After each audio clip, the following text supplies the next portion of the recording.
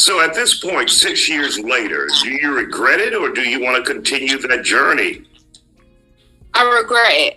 If I'm being 100% honest, I regret it. I wish I never done it.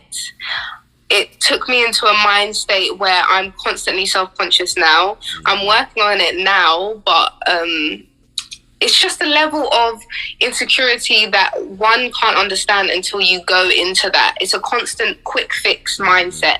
I need to do this. Oh, this doesn't match this. Oh, but what about this? Oh, this is the new thing. And it's like, if you continue on going into the trends of what the new thing is, you just lose your identity.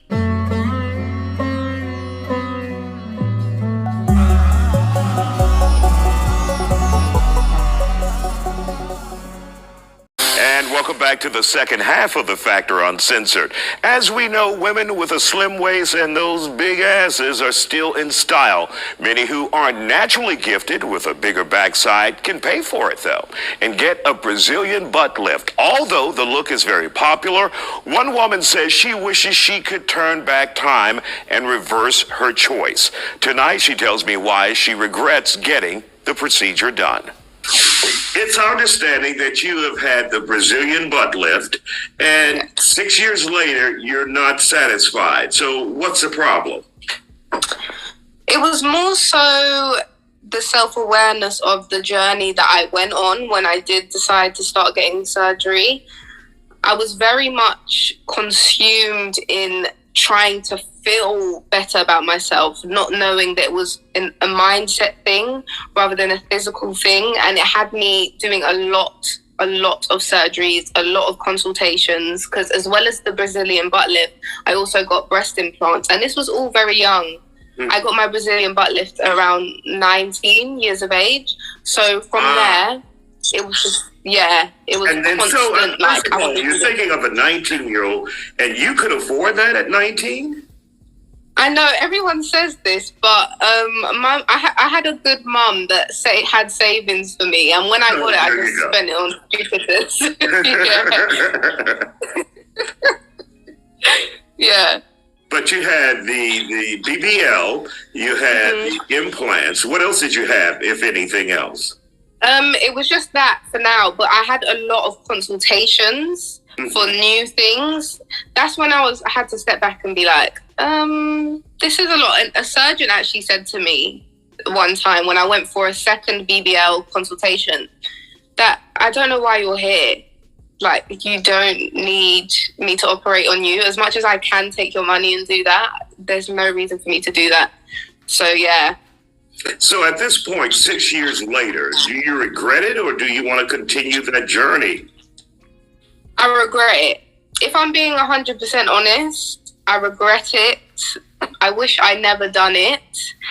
It took me into a mind state where I'm constantly self-conscious now. I'm working on it now, but it's just a level of insecurity that one can't understand until you go into that. It's a constant quick fix mindset. I need to do this. Oh, this doesn't match this. Oh, but what about this? Oh, this is the new thing. And it's like, if you continue on going into the trends of what the new thing is, you just lose your identity. You're constantly chasing something that really doesn't exist, really. And so when did you come to the realization that this was something I was doing that I shouldn't have done? Did you go to counseling after that and follow up with a counselor? The realization is when you have the come down of your surgeries. So I say it's the come down. You have a surgery, it's like a drug. You take a hit, you enjoy it for some months. For some people, it could be years. Some people, it's weeks. And it's then you're just angry. You don't like it. You want something new. You want to do. So that's when I was just like, when I had that mind frame, that's when I was like, no, something's wrong. Like, that's when I had to speak to people that could counsel me. I had people that surgeons appointed to counsel me, talk to me about it. And then I started to realize it was a mindset thing. There was many things that I could see even before my surgery. If I show you guys my before pics, you'd laugh because I didn't even, I had a very large derriere anyway. I've always had a large derriere. It was just, I don't know what I was chasing. I couldn't explain it to you. Is there any... Before she goes into it, right? So, and you guys gonna know her Instagram already. She's 26 years old, right? She said she had it when she was 19. Her mom gave her the bread to get this procedure done, so she was well off. So obviously she did it to become an influencer in social media, Instagram. She's a podcaster, whatever. And I'm glad that this woman admits it, because many women will not admit to what it is that she said. You are basically very impressionable by trends, by social media, the likes, you know, what it does to your brain. You just getting these constant hits, these hits. And you're changing everything around. It's like that whole Michael Jackson thing. Y'all see how Michael Jackson started and where he ended when he left here. You know, it's just constantly trying to chop, trying to nip, tuck, shave, cut something off this, because we're trying to keep up with the Kardashian. All these women are starting to look alike. They're starting to look like drag.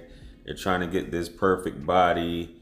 You know, you ladies are trying to pursue these bodies. Now everybody can do it if they got some money. And they're still trying to tell you they got it in the gym when they're really not getting it in the gym. But the biggest thing about this, that the takeaway is the mental health. Like she said, you got the high, okay, I just got my ass done for the second time. It's huge. It needs to get even more huge. And you see these girls clapping their asses, shaking it on YouTube and things like that, shaking it on Instagram. And it's really a bunch of talentless women, really at the end of the day, on TikTok that other women like seeing as well. It's not just men watching this, it's women watching this. So you're never going to be happy. This woman is never going to be happy. It's a mental illness. It's just like any of those other ones that prior to this social media age coming about, you know, just this body dysmorphia, even though you're adding more things and trying to take away more things, it's never going to end. You're never going to be content. These stars that you guys are trying, it's a way for some women to get paid. Some women, one woman said she was on welfare and she went and got a BBL and started booking gigs. So I mean, this is just what's going on out here. But I'm glad she admitted to this, and I would think doctors have a moral obligation after a while, I'm assuming, to refer them to mental health or a psychiatrist or a therapist, because you have these issues with someone telling you, this imaginary group of people on Instagram telling you that the ass needs to be fatter, or you're telling yourself it needs to be fatter. I don't know. Or, yeah, I don't know if you can get it removed. Can you get it removed? You can get it removed. I was speaking to my friend about this the other day. Now that my site has, like, because I don't know what's happened to my site now, that I just don't like the look of it anymore. I do want to get it removed, but it's a bit risky, and I don't really want to go under anymore, because you know the main artery is in the buttocks, and a lot of people, there's a 1 in 3,000 mortality rate for BBLs. If they go in there again, like, my main artery is in there, is it worth it? I can just go to the gym. So I'm struggling with that mindset a bit right now. I don't know yet. And what advice would you have for young women out there who are searching something, that experience, that look, that may be all elusive to them? What would you tell them before they go onto the knife? I tell them a couple things. Prepare. If you are really passionate about doing this, just prepare for your mind to be constantly hyper-focusing on your insecurities as soon as you do it or after you do it. You're constantly going to want something new. It doesn't matter how much you think you won't. I was told the same thing when I started surgery. My mentor said to me, once you do this, you're going to want something else. I said, no, There was nothing I need. Once I done it, this didn't match this. I wanted to do this. It's a mindset, and it's not a coincidence that you see so many women that go into this. They end up coming out unrecognizable because they are constantly chasing something. And once you're constantly chasing after a new trend or something new after that high, you lose your own identity completely. So it's basically you're bargaining with yourself. Do I not want to be me anymore? If you decide that you want to strip yourself of your identity and consistently follow trends, you will have nothing left and you will not be happy. It's not, if I was happy, I would love to say, I would love to be happy. My friends that have had surgery, they are not happy. Some of them look unrecognizable to this day and they are still unhappy. So it's a mindset thing. There's no doctor that can work on this. Mm-hmm. Right, you're right. Chantel Sophia, thank you for joining us from England. We appreciate your time tonight on The Factor Uncensored. Man, Isiah is a comedian, man. In terms of what he's talking about, it seems like this is the going thing, and it's becoming the norm. Even like, I'm not saying all black women got fat asses, you know, but the fact that they're getting this additional, it's crazy to me. You know, other races and ethnicities are getting it done too as well, but this is getting out of hand. And over time, like, baby, y'all just gonna have to keep going under the knife and, you know, risking infection, risking, you know, being deleted. You know, that's what happened to Kanye's mom in terms of that.